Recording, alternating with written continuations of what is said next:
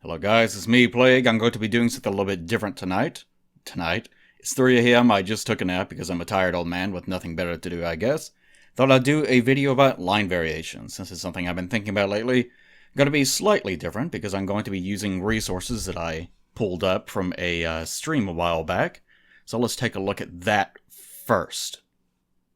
Okay, so in this case it's going to be a drawing of Caulifla, if you couldn't tell right off the bat. I'm going to be using this. The reason why I'm using a VOD is because at the time I wasn't sure if this was going to be a drawing that I was even going to make. And I guess I'll talk about that. This happens a lot with drawing. You never really set out with the goal of, I'm going to draw a thing. It's going to look exactly like this. It's going to do this exact thing. And this will be the perfect end result.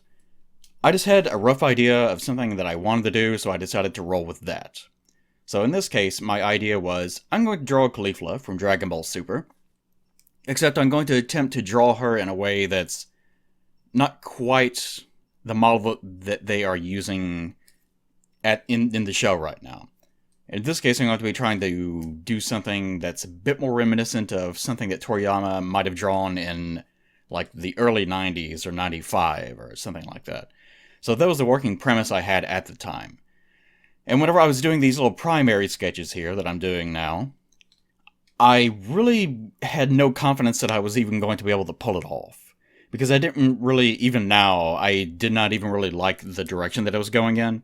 I just had a rough idea of, after looking at some concept art that he had done, thinking to myself, well, his stuff usually looks sort of like this, so I'll just roll with this for a while, and if I get to the point where I decide, you know what, this just isn't working out, then I'll just abandon it.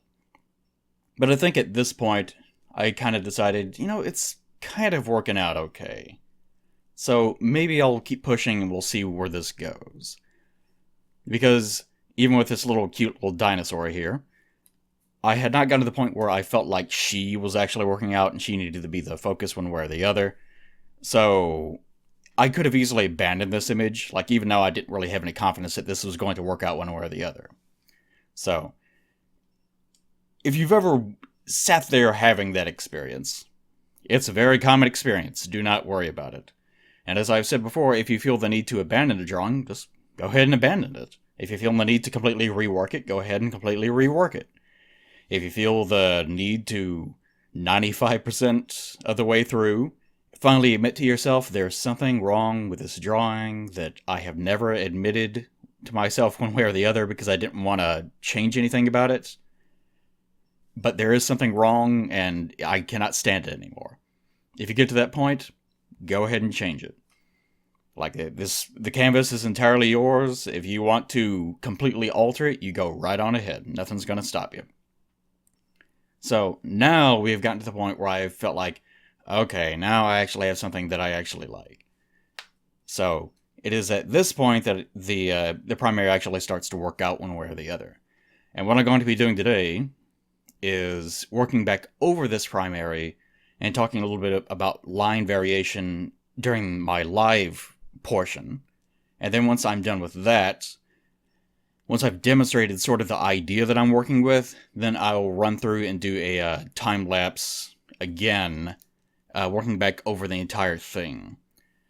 Now, once I finally got through with this thing, people were, of course, excited. Ooh, I like Dino Rider Caulifla. We all love Caulifla.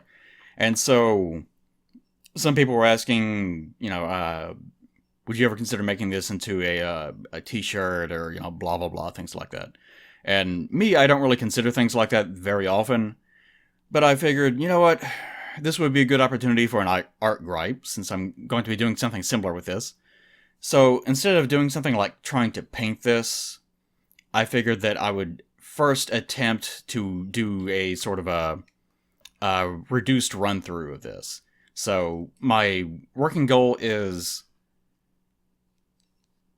line, black and white, concentrating on that first. So our colors are going to be black, white, and we're going to try to use minimal colors in between those two. So probably about 5 or so colors. So now that we have that out of the way, let's actually take a look at our drawing right now. Okay, so this is what we actually have. This is our final little special girl right here. And it's pretty planned out. Usually I go back over and do like 3 or 4 primaries over and over and over again. Just to finally try to pretend to myself that I have a finalized vision of what it's going to be. So, here's the thing that I actually want to talk about. And let me get a drink beforehand or else I'm going to die. I shouldn't be drinking something that's sugary this late at night. That's probably what's going to kill me one way or the other. Okay. So, whenever I'm talking about line variation, this is something I notice a lot, especially with younger artists, is probably the easiest way to demonstrate this would probably be like a thigh or something. Just a very large, basic object. You know, a thigh, when it comes down to it, you could easily see as being like that sort of shape. Let me lower this down. You could, not delete it. You could easily see it as being this sort of shape. Now, whenever people draw, like beginner artists draw, they have this tendency to do this sort of digital art move where they don't really concentrate too much on the subtleties of the form, and they're just trying to get like a leg drawn or an arm drawn or something like that. So they'll just look at it and very carefully, you know, just try to... Actually, even this is a little bit too good.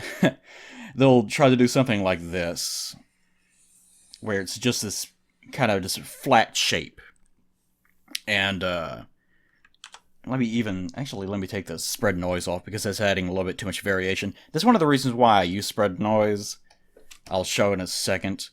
But you'll get this sort of like almost vector-like move where like everything's very clean and like they'll just keep doing that until they get a perfect shape down.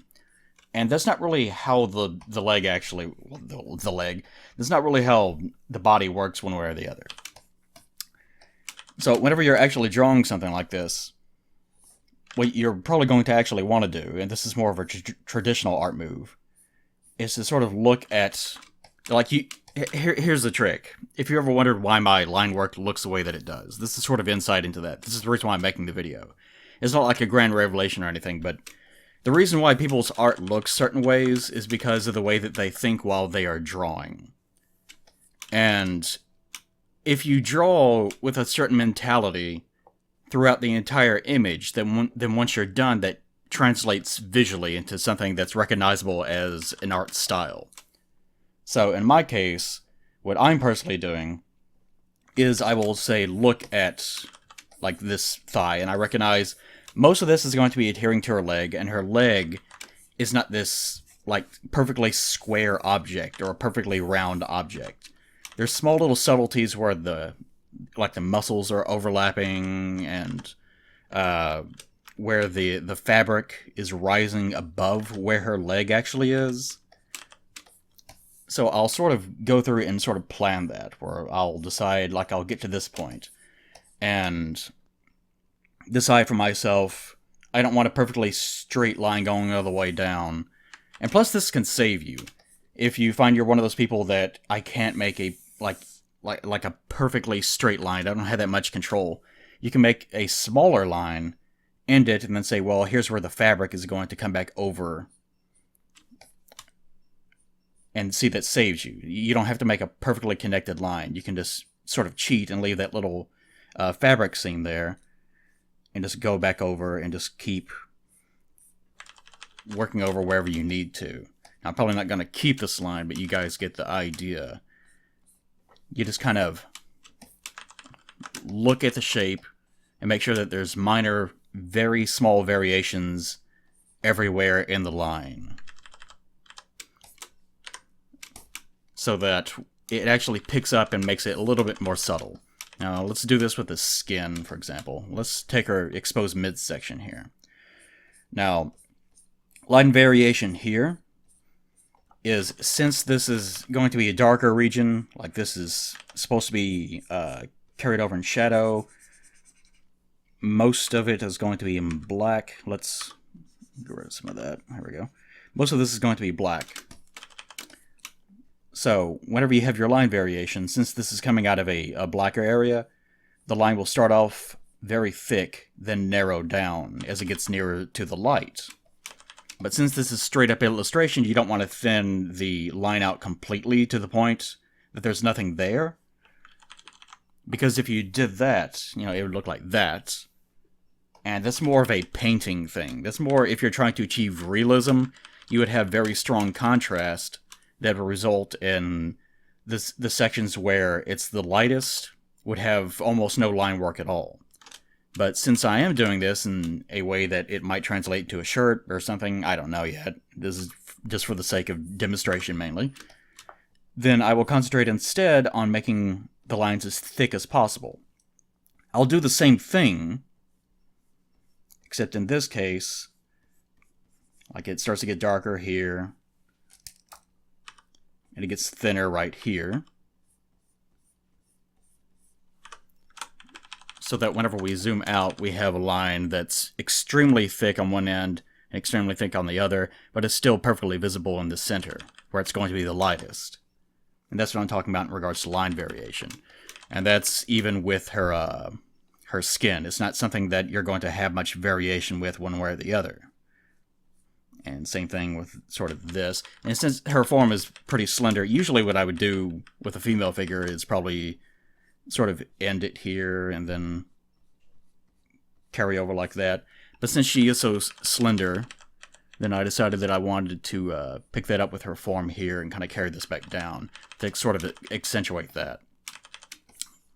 Same sort of deal, like the fingers are a great example of this, where your line variation can actually create some interesting effects in regards to how shapes are folding on top of each other. So let's take sort of our finger here. And this is not, like, this is messed up as far as primary goes, so I'm going to ignore this line. Like, don't slavishly work back over your primary and say, well, it was perfect the first time. It wasn't perfect the first time. Just, ignore it if you need to. So, since this is an outside edge, I'll demonstrate this. Since this is an outside edge, like, view it as a container. Anytime that you're drawing a line, if something is on the exterior of the background, depending on the style that you're working, like in this case, this is the style that I'm going to be working with, then anything that's on the exterior should be thicker than it ordinarily would be. So we can have like thickness of like this, but then we get to this point where this bag is going to be here. And her arm would continue down, but I would narrow the line down and make it a little bit thinner all the way through. Because this is now on the interior of the drawing, whereas this is on the exterior on the background. And if I keep that in mind throughout the entire image, then the final result will have an interesting effect. And more importantly, it will contrast itself with the background. And here's another thing. An actual finger would probably be more like, it has a sort of rounded shape here. Then there's another joint, and then there's another joint here, right? But that doesn't really elicit the sort of style that I'm going for, so I'm going to cheat just a little bit and sort of make this into a more stylized shape, because I want her hand to have this sort of, since she's waving back, like saying, "Goodbye, coppers, suck my penis I don't have," or whatever, then she's waving back, she's sort of snapping her hand back.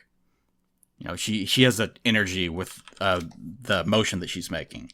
So I want her, the expression of her hand to be sort of stiff, rigid, so that it communicates that. So that's the reason why I don't try to create that form as strict as I otherwise could have. And this is the case where I'm talking about line variation. This is on the interior, so this is going to be a thin line once again. Now you notice here, this is the one time where I am going to leave it completely blank. I will not draw this line right here. See what that does to the actual image? If I leave it blank, and actually if I erase even more of it, then it creates this illusion, because hands are like this. Like, this is a trick with hands. You can often draw two digits on the hand being sort of fused together in a way, because if you actually take your hand, like put it out in front of you, and sort of just like let it rest into a position, it depends on the person, But in my case, 3 of my digits sort of pressed together. My index finger sort of comes out on its own a little bit, and my thumb, of course, is isolated. That's going to be the same with everyone. So if I were to draw that, what I'm looking at right now at my own hand, I could draw the shape of those 3 fingers being together as one unit, and do these sort of lines in between. And the missing section reflects where the skin is pressed together so hard that you're not really seeing as much detail. So this is sort of a trick, an illusion that you can create whenever you're doing your line variation, so that you can actually hint that there's more detail there than there actually is. That's what that is whenever you're looking at an image. It's something you can get away with in terms of illustration. Now, I'm not a massive expert in regards to all this, but these are just little tricks that you can do. Same kind of deal with this. Like, I'm thinking about exactly how the form of her fingers works. And this is going to be her pinky, so it's not going to be as thick as I probably drew it in the primary. And you can always erase lines. This is the nice thing about doing illustration versus actually doing a painting. Painting, once something is down, you're going to have to work with it. You can undo it digitally, of course, but once that paint is there, you're going to have to deal with it one way or the other whenever you come back to it later. But in the case of a line drawing, since everything is just black and white, and everything is a bit more fluid in terms of what it's going to accept in the final drawing, then you don't have to worry about it quite as much. So let's disable the primary for a second, take a look at that. And this, to me, is even still a little bit too literal. Probably do something a bit more like that. And you can see just the very small amounts of variation that you can get from erasing single pixels. Even doing that much can result in a completely different look. So, you just have to look at each little section of the drawing as its own little individual area. This is one thing that I run into a lot with young people as well, is they look at like a final image and think, oh, I could never, ever go through and do all of that. And the trick is, you're not really drawing the whole picture. Like, whenever you're doing a primary, then, yeah, sure you are. What if I still have? I think I got rid of most of those. Yeah. But, like, whenever I was doing, like, the green little thumbnail images that you saw in the video before, where I was just, like, sketching in a very tiny area, and the actual thumbnail itself, I think, was only about that big or so. Whenever you're doing those first little thumbnail primaries, before you blow them up digitally to be this size, whenever you're doing that, then you can worry about drawing the whole thing as it is. But once you get to this stage, I mean, you just keep doing that. You do a primary very small, that sort of is just the whole thing. Like, actually, hold on, let me demonstrate that. Like, if I was doing this, I would probably, like, draw just her circles ahead, her hair somewhere like here. I know that her body needs to kind of go like this. This is like the center point of her body. I'd probably draw like a little torso, have her legs do that. You know, just very non-committal gestures, and her little dinosaur buddy over here is sort of like doing this. You know, just nothing that's really overly committing to the idea.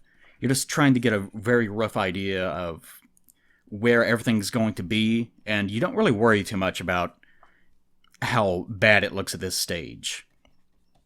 Like, if anyone catches you doing this, oh, it's stupid looking, it's supposed to be stupid looking. Everything looks stupid looking whenever you start. Look at me.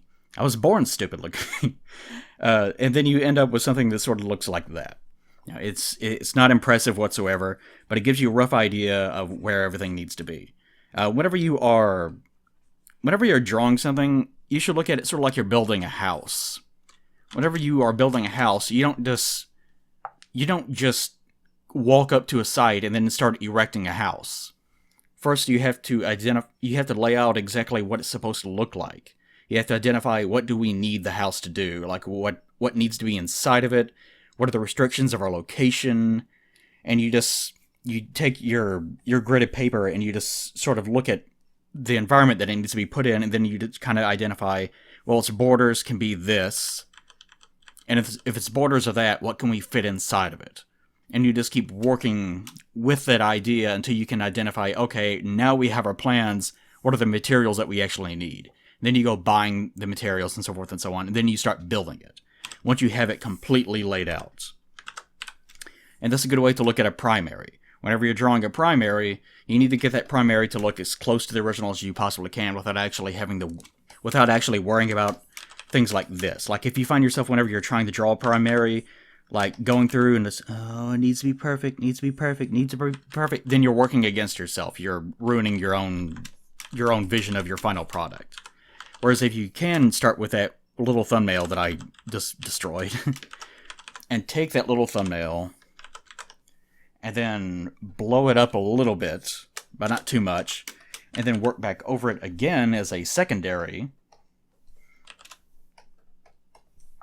and this time try to be a little bit more defined with it. Again, not adding too much detail, but like adding like your lines to see exactly where the face needs to be aligned, things like that, and just planning things out a little bit more carefully in that stage. Then you'll find that since you're working up to progress at this point, not concentrating on too many details, then you might end up with something that is a bit more controlled. And that's just how you work up into your shapes. So don't worry too much about the fact that it's not going to look perfect whenever you're first starting out. It does not matter at all. It doesn't matter one iota. You want to work up to the point where you can actually work back over on top of it. So when it comes to line variation, the line variation is a last step. Some people just draw. Like some people will, if they're using sort of a more cutesy style where it's just, two little dyed eyes and just a little face and whatnot. And if you do something like that's a perfectly valid style. I find things like that to be super cute, super fucking kawaii, right? If you're doing something like that, then sometimes it's actually a bad idea to do a whole bunch of drafts.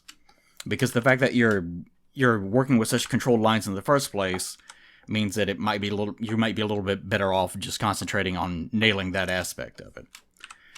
So, Caulifla here, I will be working on her, but I wanted you guys to actually understand the sort of motions that I'm going to be doing in regards to fleshing out her lines. Like, this is the sort of stuff that you probably should look at when it comes to looking at anything that I'm drawing, is just little things like this, the meeting points of lines, the fact that something on the exterior is going to be a little bit thicker than it is on the interior, like in the case of something like this, like this taking away a few little pixels here and there can give it a little bit more definition. Like rather than just being a clean straight line down, if you allow it to have just a little bit of personality here and there, then you can actually imply more form to the subject without actually having to commit to actually drawing more form. So going back to what I was saying, if you worry about this big area that you have to draw, like I can never do that.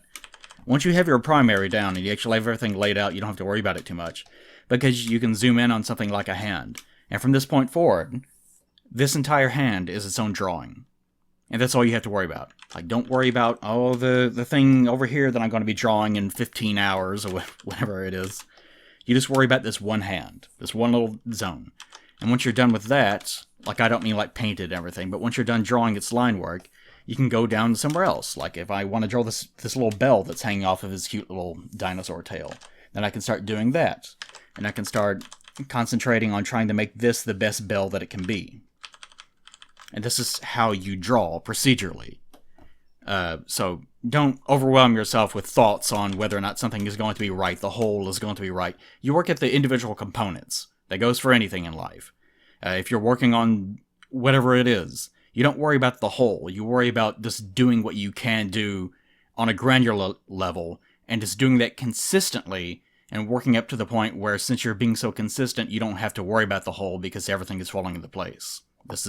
That's how things do, right? Okay, so line consistency, line thickness and variation, so forth and so on. That's my explanation for it. Look for it in the rest of this video, I guess. Since I made a video about it, I guess I should actually finish the drawing. Well, I'll do that whenever I had another nap because I'm just too old. Alright, guys? Alright, that's the deal. Alright, see you guys. Okay, I guess this is the live portion. Oh, look at that. 25 minutes out of 1 hour and 10 minutes and 21 seconds. Yay! Thanks, Past Me, for rendering out such a huge-ass file. Why didn't you make it go faster? Why'd you do that to me? Whatever. I tell you what. I'm not gonna sit here and worry about what I'm gonna say because you can see what's going on here. I know what I'm gonna be doing. Like, part of this is gonna be saying, like, oh, look at this part. And you'll look at this part and I'll be like, yeah, I did this thing. And you'll shrug and, oh, okay. Because you're not even really watching the screen, because I know how you guys are. The rest of it's probably going to be me talking about Super. Because, Caulifla, right? And I don't get a chance to talk about Super. And also probably mainly me complaining about people that are complaining about Super. Is probably mainly what I'm going to be talking about. Either way, I'm not going to be worrying too much about it. Fuck it. Just fuck it. What do I care? What do I care that I need to talk for 50 minutes in a row? Good for me. I didn't need anything to do with my day anyways. What do I care? I just have other things I need to be doing. Fuck me. Okay, okay, but anyways, I'll try to focus myself. You guys can see what I was trying to do when in regards to line variation. It's going by very fast. Caulifla, what is that stupid meme? Caulifla being drawn at incredibly high speed and add like a little blur. I'm not gonna add a blur effect. I'm not fucking funny. I'm not here to amuse you. Okay, so you guys see what I'm doing here. Like I'm first rendering out the basic lines, and then later on I'm gonna go back and thicken things up. Right? Right. Now something that I will point out for later, or now I guess I'm pointing it out. I'm saying it. Words are coming out of my mouth. That is indeed true, me. Is that, and by the way, excuse me, I just ate like a big bowl of like oatmeal. So my body is like rejecting the fact that I need to continue being alive. It hates it. So, yeah, old man noises.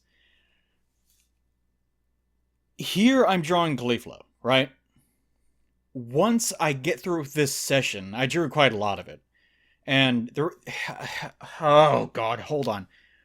This part is going to be a little bit weirder looking because I accidentally recorded this at 60 frames a second. Usually I'll record it at 2 frames a second because, time lapse, it doesn't matter. But I recorded this at 60 frames a second. So this is actually, it doesn't really matter. I mean, the video still cuts down the amount of frames, but it just gives it more frames to choose from, so it's more accurate. So as a result, it looks a little bit weird to me. Like it's going really fastly weird and it's creeping me out, man. But in addition to that, the speed is going to be a little bit different as a result. But that's what I was doing. Whenever I noticed that it was 60 frames a second, I went, no, and I like hit the button that makes it stop and no longer ruin my life. Or attempt to, anyways. So I mentioned that because that was my stopping point for that day.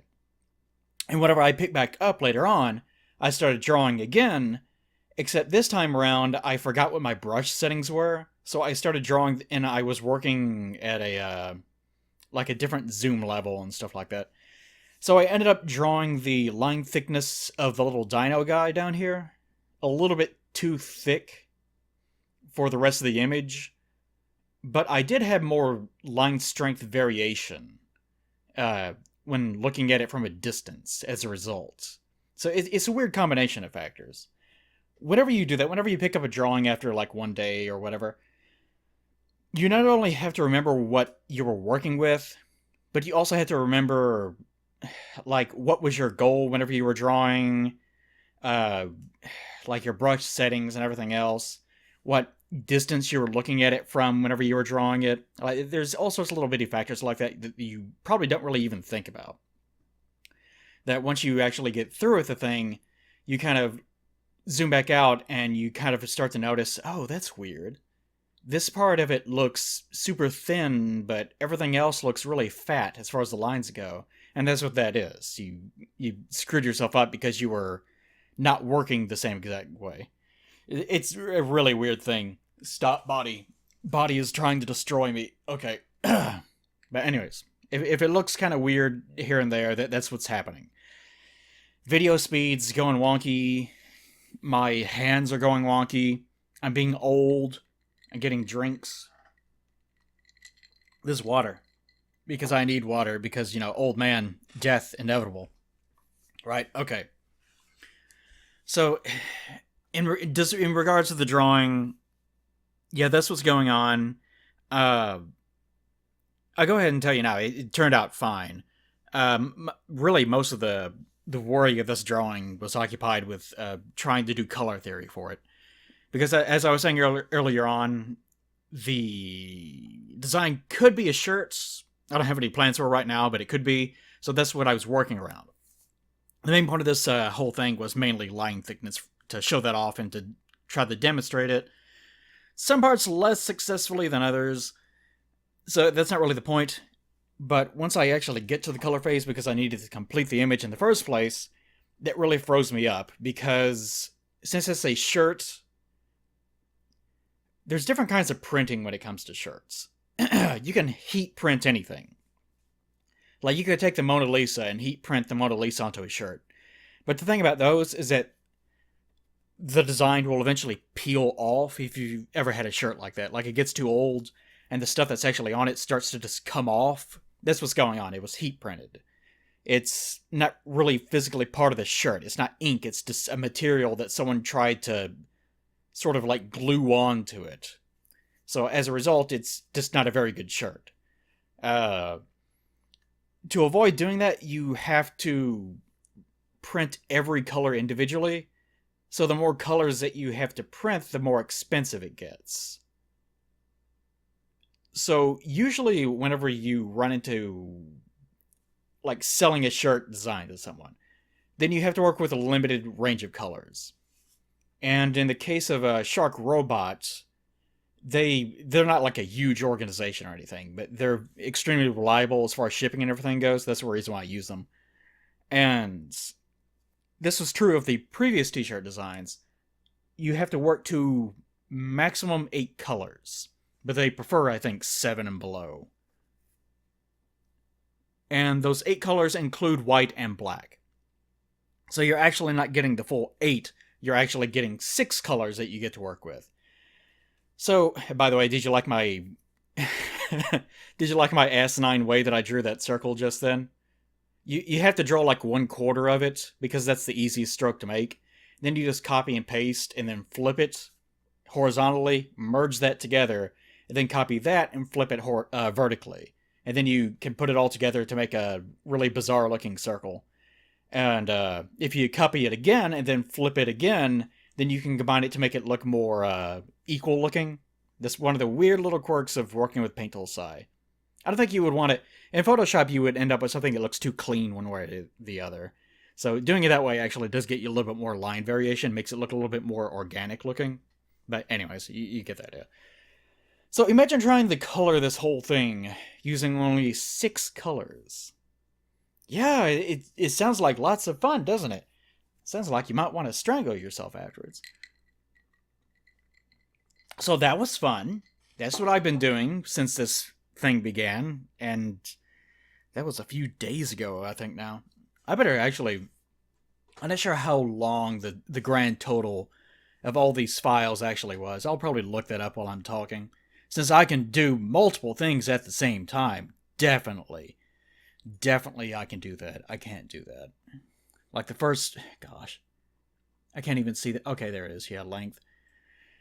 25 minutes for the first part, because that was the live version. Then 2 hours and 5 minutes. 2 hours and 53 minutes. Don't you do that. 2 hours and 53 minutes. 1 hour and... I already forgot what I said. So it's like 5... So I think we're up to 5 hours now. 1 hour and 17 minutes. And the last one is probably not that long. Oh, never mind. 2 hours. So yeah, apparently that whole thing...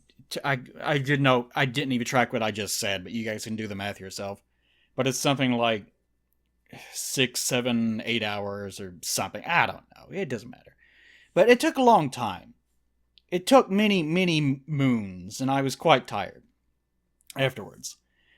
Really, the worst drawings are not the ones that take a long time.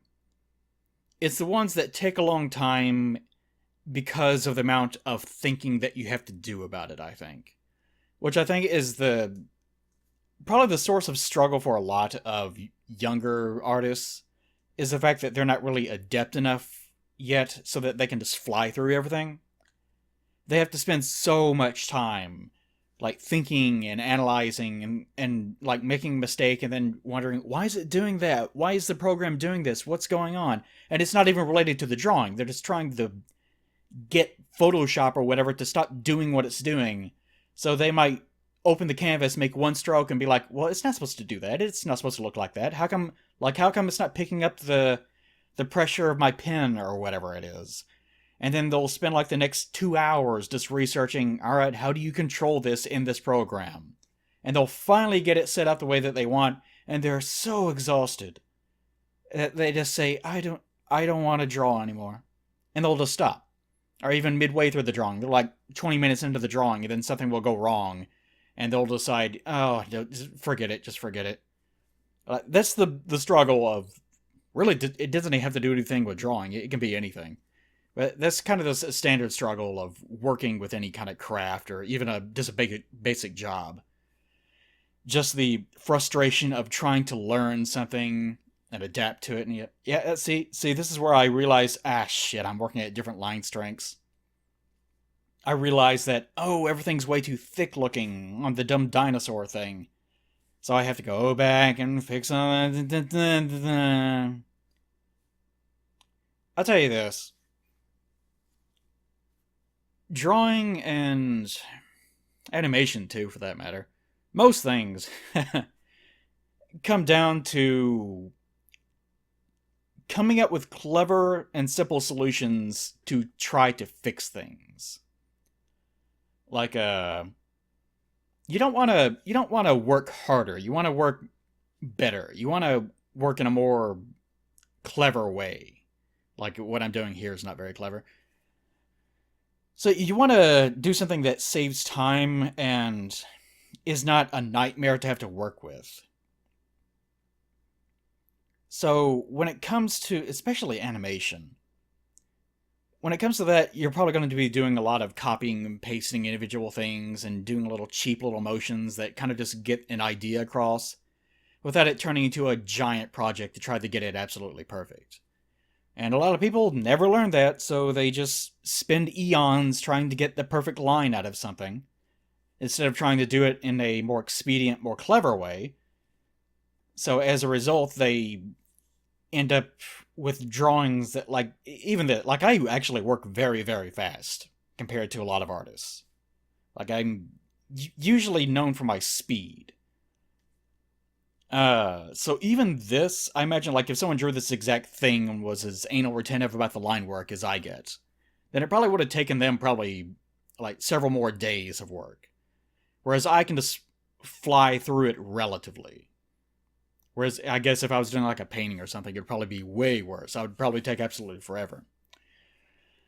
But yeah, anyways, I should probably stop talking about random drawing things. That's what you're looking for. Line strength and everything else. I think mainly the arms ended up being the biggest problem. In some ways, I probably should have gone back and just made everything as thick as that is. It's kind of hard to tell with a t-shirt, because it's going to be seen at a distance. So it does need to be kind of thick, but at the same time, the color is going to be doing most of the work, visually. This is like graphic design talk. If you view something at a distance, if it's nothing but black and white, you want the line to do most of the communicating. You want the black that you're putting down on top of a white canvas, or whether it's reversed or not, to be the thing that's communicating most of the depth and action and movement and so forth and so on. So in that case, the line variation would probably be very extreme, to the point that, like, I'm using like a number 10 brush in paint tool size settings right now, you probably want to do something more like a 80 or something for the edges if you're doing something that drastic. Say I did it again. Circle. Ta-da. That doesn't really work too well whenever you reduce it, a very big one to a very small one. Like in that case, if you're trying to draw a perfect circle and you were reducing it very, very tiny, then you would probably either want to start with a very, very tiny stroke, or you would want to start with a very large circle that you're drawing with a huge brush. That's the only way to fix that. But whatever I was saying, yeah, learn a lesson from that, I guess. Or don't, whatever, I don't care. Fuck it. Okay, so. I enjoyed doing this, by the way. It's very time consuming, but it's kind of cute enough that I thought, oh, it's kind of fun doing this. Just adding the little bitty dots to make it look like a chain. Like, you don't want it to actually be clear, because not only would you have to paint in all the little individual dots, but they wouldn't show up one way or the other, because the resolution is such, right? That's another t-shirt thing. But like I was saying, because it's a t-shirt and you're working mainly with color, then the color should be the thing that's actually carrying most of the image. But since it's reduced color, then you have to rely somewhat on the line strength as well. Might go back and shore this up, but for the purposes of this video, the drawing is already done. So we don't have to worry about that one or the other. I'm actually finished, so. And oh, thank goodness for that. I'm so tired of looking at it. Okay,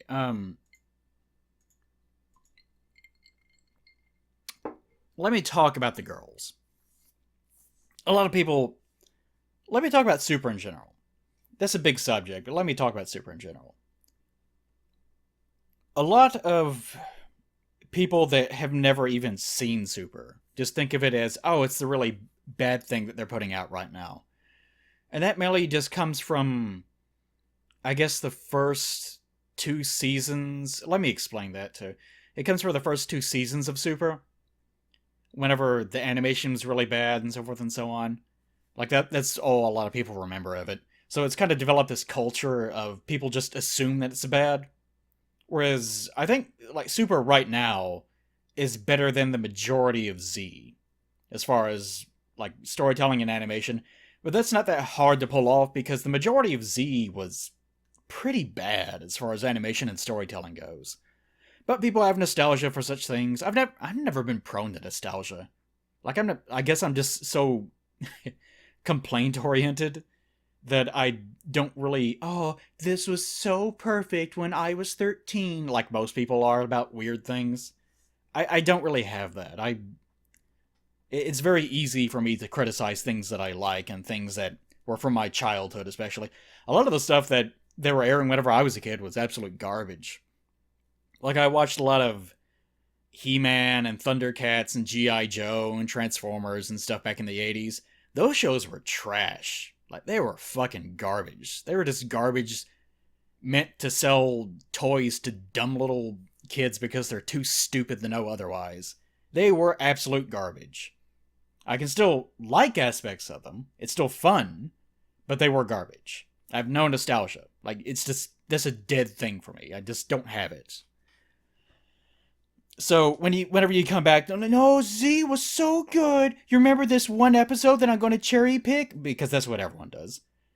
No, that's not going to register with me at all. Like, that has no effect on me. So Z, a lot of Z, despite the fact that I can enjoy aspects of it, was very poorly made. There were certain episodes that were amazing, of course, and there are certain little things here and there that were like, oh, that's really clever that he actually did that. But for the most part, it's just not a particularly great show. And I think anyone with any objectivity will recognize that. So, saying that Super is better than most of Z is not like a grand revelation, nor should it be. You know, you just... If you can't recognize that, you either have some sort of personal hang-up, or you're just being stupid intentionally or something. Or you've just never seen Super, or you don't really care about Super, or whatever. Whatever it happens to be.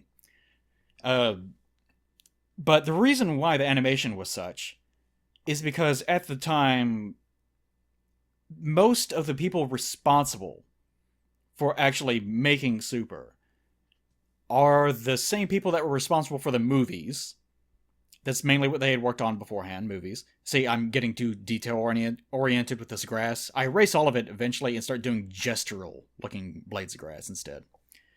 Look for that, I guess, because of resolution issues. Ta-da! Looks much better. But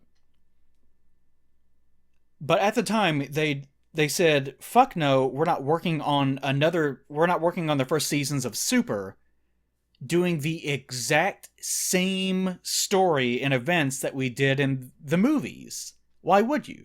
Like, making the first 2 seasons like that was... I don't know if it was a completely bad decision. I sort of understand elements of it. But it probably... They handled it very poorly. I don't know if that was the right idea. Because you want to start off strong in anything. It's often said that whenever you're writing a story, whether you're making a new series or whatever it is, then you want to make sure that even the first few seconds that people will see. Because a lot of people will just watch the first few seconds, they'll read the first few lines, and if they don't like it, they're like, whatever, and they'll just put it down and they'll completely forget about it. Even if you say, oh, no, the good stuff is like 5 episodes from now or something, they won't bother. Most people are like that. I can be like that too. So you want to make sure that you actually start strong. So actually starting out with your first few seasons just being rehashes of movies that people have already seen, colossally stupid idea from a marketing position. Like, very stupid. I have no idea why they decided to do that. Maybe it's because they needed time. They wanted to rush something out the door because, well, it's hot right now. We should actually get it out the door. What can we do? We can't sit around waiting on Toriyama to write because he doesn't have anything prepared yet. Let's just do it this way so that we can actually establish it within the canon of the series as well. I sort of understand it, you get what I'm saying, but it's poopy. It's poopy is what it is. So all the people that were supposed to be responsible for the good animation ended up instead working on a One Piece movie that they were making at the time, which has already come out by now, I think. Yeah, this has been a long time ago. So that's the reason why a lot of Super's animation looks so bad at the very start. Because the people that were actually supposed to be responsible for it were not the ones that were actually working on it. So, as a result of that, all the dumb memes about how Super looks bad and so forth and so on have existed ever since then, and it's taken forever for people to work that out of their systems. Even though the best animation that Super has put out, which given their budget, like they have budget limitations, and there's certain things they can't do because of their the time frame that they're allotted to air their episodes in now.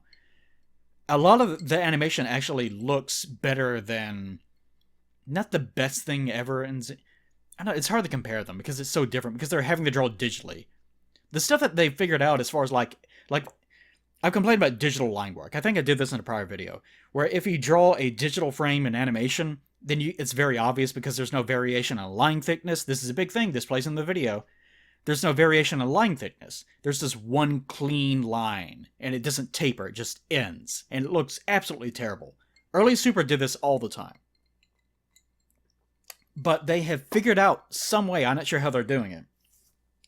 They figured out some way to make the computer register what kind of line it is, and automatically sort of taper it and give some line variation thickness to make it have the illusion that it's being drawn by a human hand.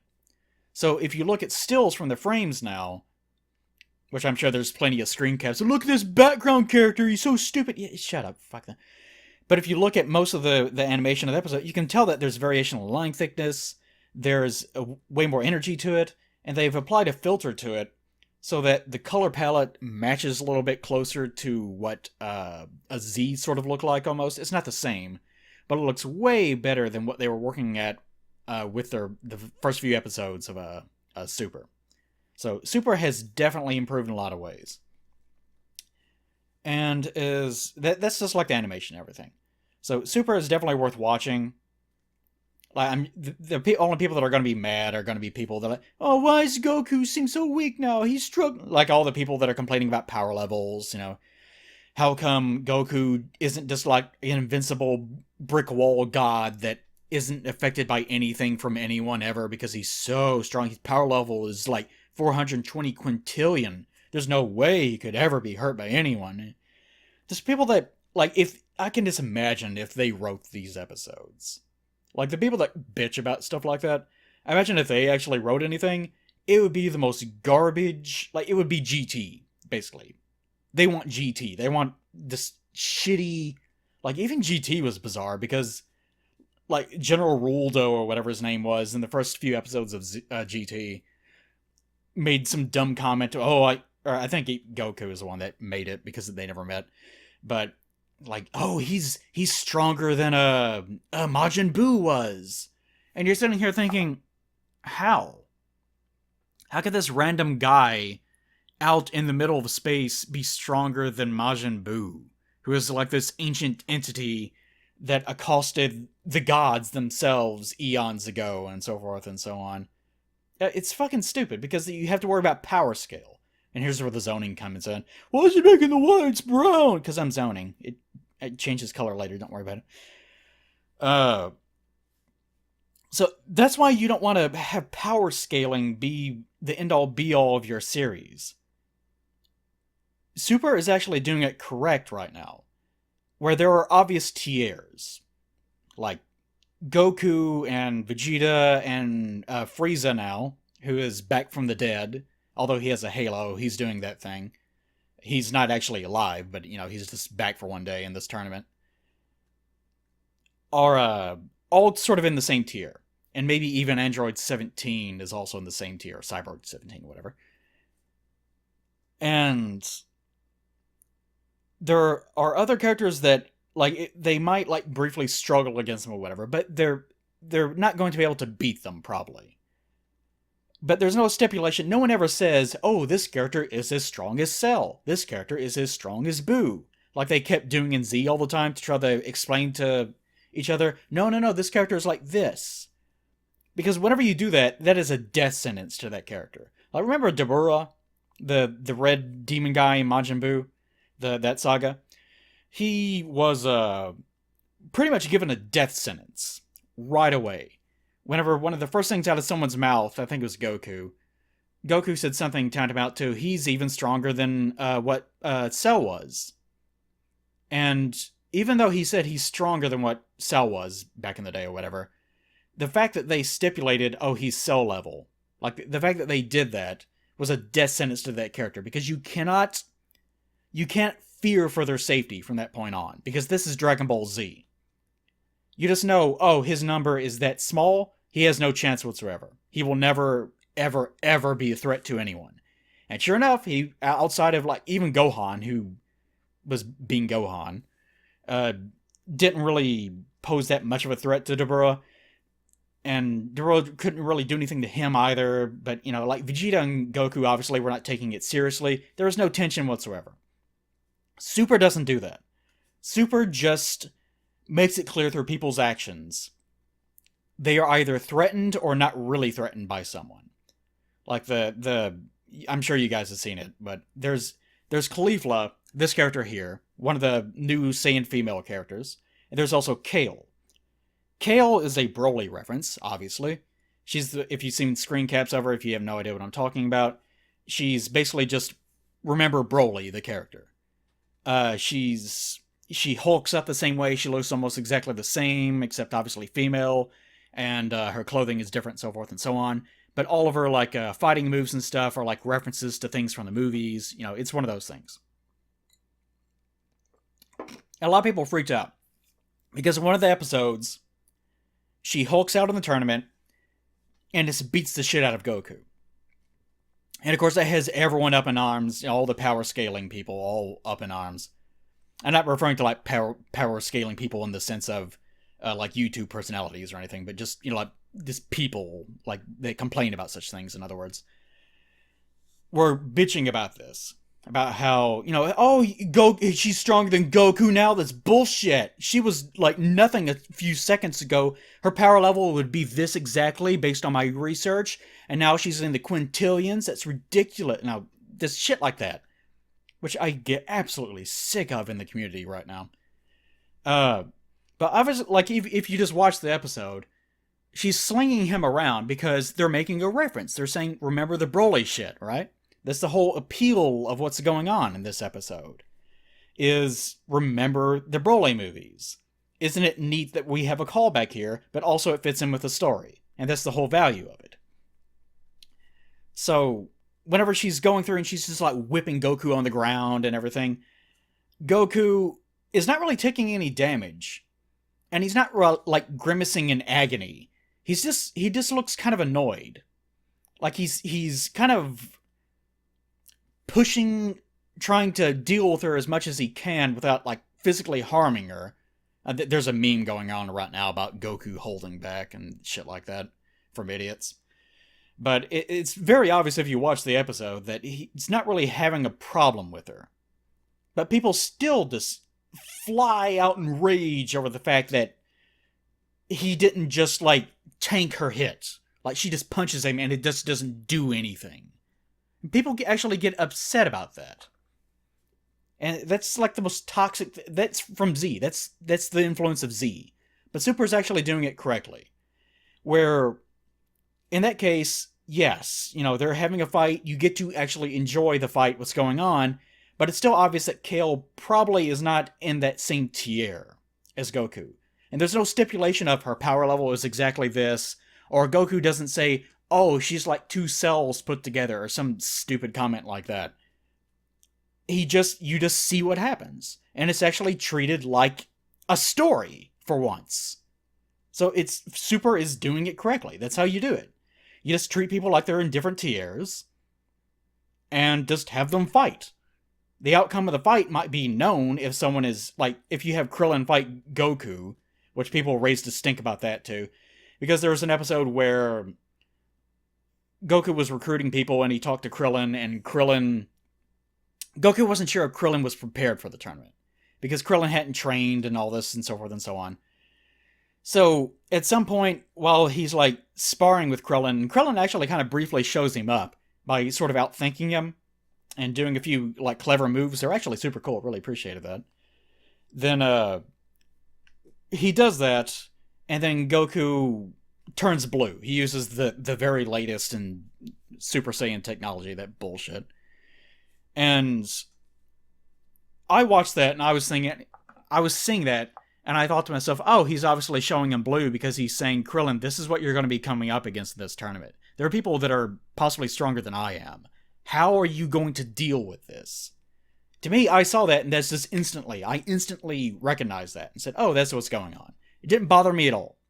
But some people just threw a baby tantrum about how, oh, Krillin's stronger than Goku now. That's ridiculous. Because there's one scene where Goku fires his normal Kamehameha, and Krillin does the same thing. And Krillin gets overpowered easily. Like, you could even tell Goku wasn't even really struggling. He was just sort of briefly surprised that Krillin was putting up as much of a fight as he was.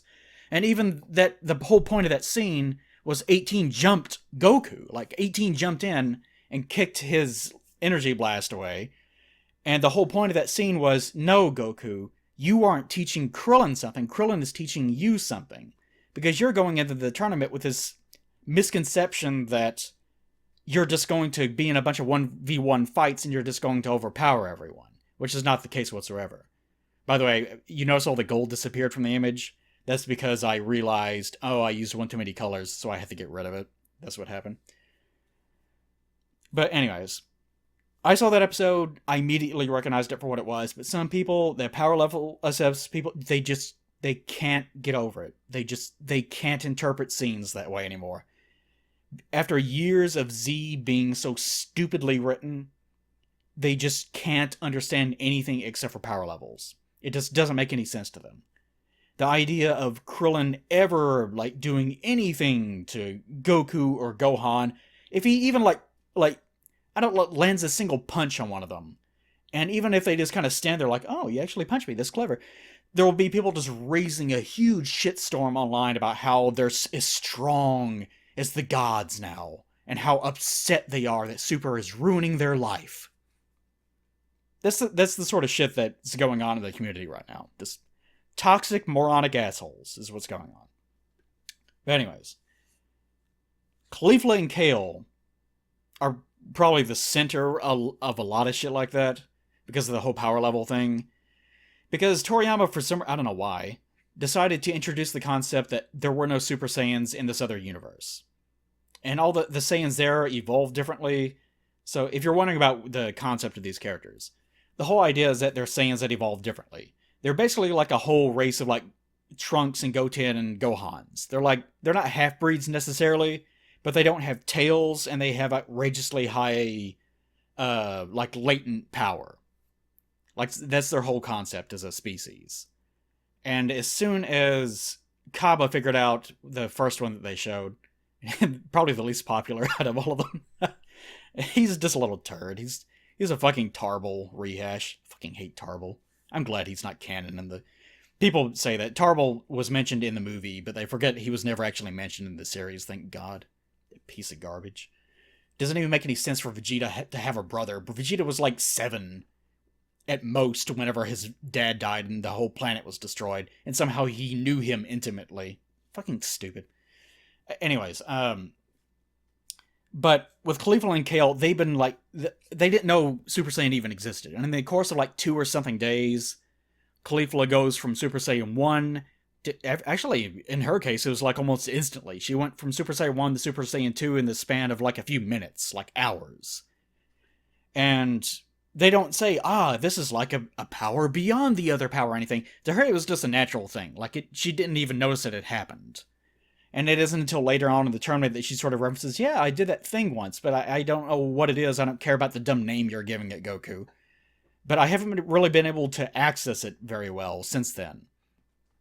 But people have been throwing, like, big baby fits about the girls because they've been getting too strong too fast. It's not acceptable. This is Dragon Ball, goddammit.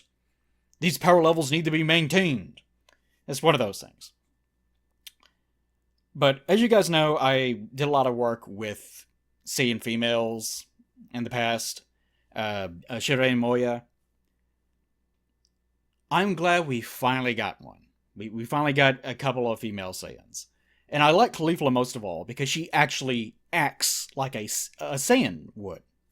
I don't really like Kale as much because she's just kind of a Japanese trope of the shy little, like, unintimidating, just a typical, like, Japanese fat bait is what she is, basically. Like, the Japanese are not very aggressive in the first place. So often their otaku culture people appreciate having women that are not very intimidating. And, I'll just talk like this. Everything's okay. Just do what you want. Just people like that. That's what she is. She's just there for them. So I don't really like her that much. I like her whenever she transforms. That's fun. But her general personality, I really like it whenever she gained control of her abilities through, like, admitting that she hates the person that she is. And, she's actually had character development. They're good characters. And that's what I really like about them. I really appreciate that they're actually handling female Saiyans correctly. Now, I wish they had tails and they were not stick figures. Like, even with this drawing, Caulifla is probably a little bit meatier than even the show makes her out to be, for some reason. But, whatever. But we actually have them. Like, if you give Caulifla a tail and it's a little bit more muscle mass, then she would exactly be a female Saiyan. That's what I really like about her. She basically has her personality is basically Imoya's and Sherry's personalities fused together. Because Imoya is the one that doesn't really... She's the brown-haired one. She's the one that dislikes meat and likes fighting. She doesn't really take things too seriously. Sherry is the very flirtatious one that is more sort of cultured and playful and so forth and so on. So Caulifla is not really either one of those. She's kind of both of those slapped together. She's not really flirtatious or anything like that. But she's a lot more colorful, but she is very obsessed with fighting and almost nothing else. So, I really like her. The fact that she's gone through power levels and everything, I don't care. Power levels do not matter to me at all. All I want... Really, I wanted... Whenever the whole Battle of Gods thing started, I thought, oh, God Key. This is going to be their way of basically erasing all the mistakes of Z and saying, alright, just everyone starts over. Everyone gets God Key. Everyone figures that out. Everyone sort of gets more or less in the same tier as far as power goes now. And it took them a while to get to it, but that's sort of what they did, although they didn't use God Key with it. They kind of made the same mistake by making Super Saiyan Blue. I don't know why, it looks stupid. And Goku's getting yet another form in this tournament, supposedly, which is going to be another big mess of beans. But whatever. It pleases me that Caulifla exists and that Kale exists. They're doing a good job with them. They have good characters. Their designs could be slightly better, but they exist. I like to think, because that original image that I drew has circulated the internet like crazy for years and years and years now.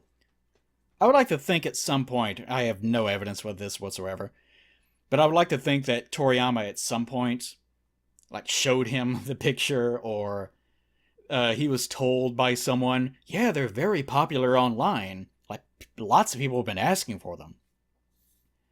And somehow, like, I'm just laterally responsible for somehow getting Caulifla and Kale into the series, just by pushing the idea of female Saiyans as hard as I possibly could. Like, I did that for so long, it feels like there actually was a payout. And I actually got the characters that I actually wanted. So I like you, Caulifla. You're my adopted daughter, because you're actually pretty much exactly what I intended. Maybe not the exact design I wanted, but Kira Toriyama, Kira Toriyama's modern designs have gotten really weird.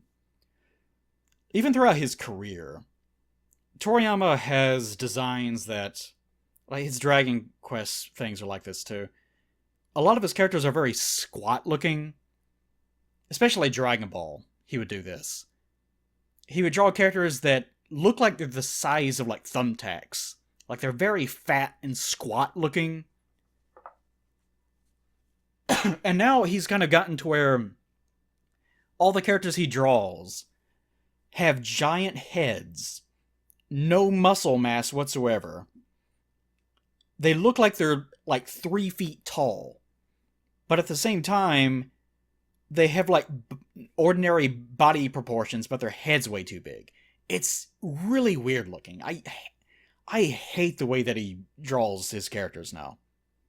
Now, not everything needs to be a giant mass of muscle like he was doing back in the days of Z. That's not what I'm saying. Don't draw that parallel.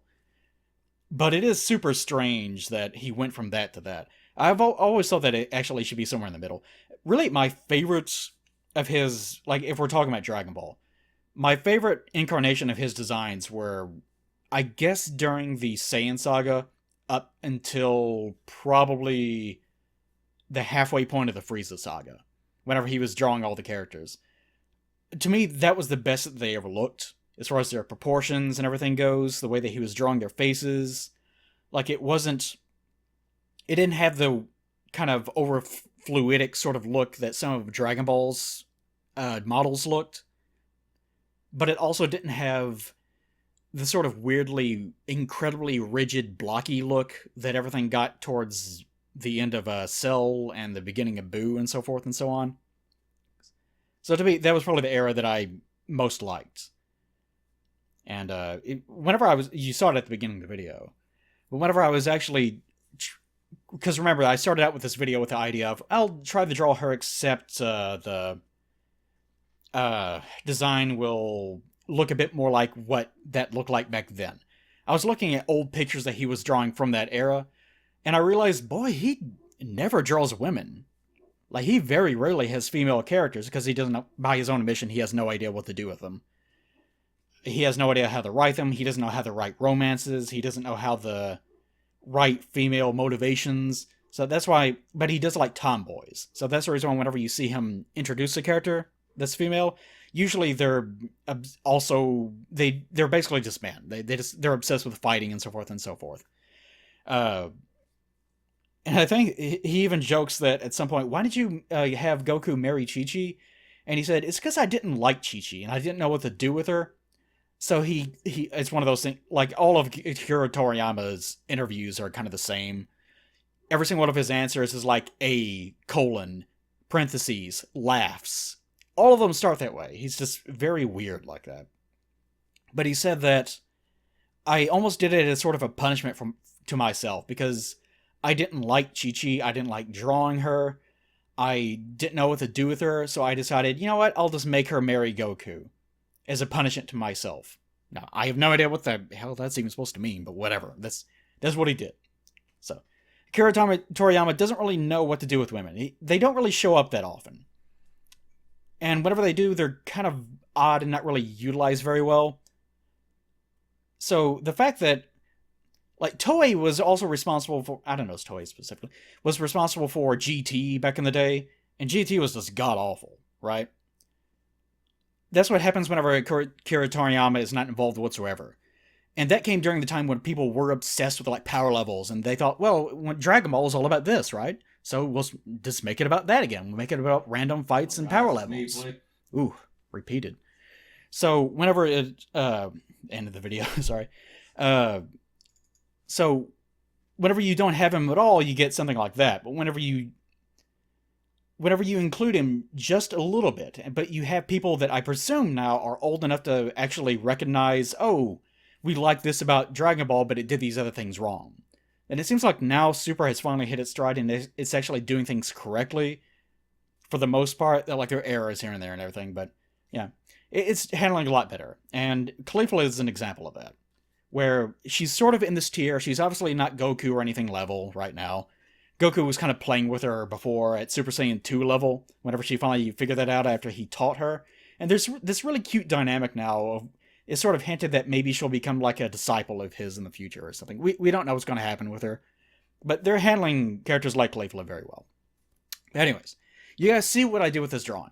I'm trying to utilize everything as best as I possibly can. Like, for example, the cloth that's under the saddle and her pants have the exact same two colors as far as their shading goes, but they look different because I'm using the purple for the pants as the base with the little bitty highlights, and I'm using sort of the reverse, where I'm using the purple as shading for the pink fabric on the bottom. That's how you get around the problem of having not enough colors to work with. In the case of the dinosaur skin, I probably could have made the dinosaur itself like brown or something, but you don't want to do that because if you make everything with this limited color scheme too similar, then it starts to muddy itself together. And whenever you look at it from a distance, it doesn't look like anything. It's just a bunch of crap on a screen. So I use several different browns. Like the skin is a brown, I have a mid-tone brown, and I have a darker brown. And that's it. But you have to do that because you want depth to your image, but at the same time, you want one or two things that make it pop. So the case of the dinosaur, that's the reason why it looks like that. I could never really figure out a way of combining the other colors with it.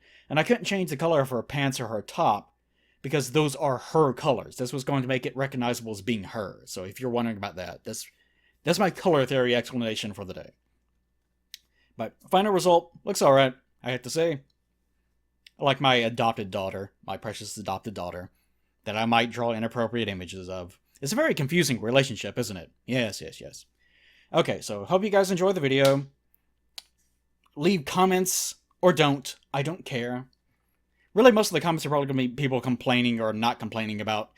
I guarantee there's going to be a guy in the comment section that's like, okay, I understand what you're saying, Plague, but you have to admit that this was stupid. And there's going to be like a paragraph long of someone bitching about some scene in Super that they don't approve of because of power levels in some way. And they think they're being reasonable when really they're just being the exact problem that I stated. There's gonna be one or two of those. Anyways, trashing my fans aside, you guys get the idea. Alright, hope you didn't learn anything at all. Enjoy the sound of my voice, you assholes. Goodbye.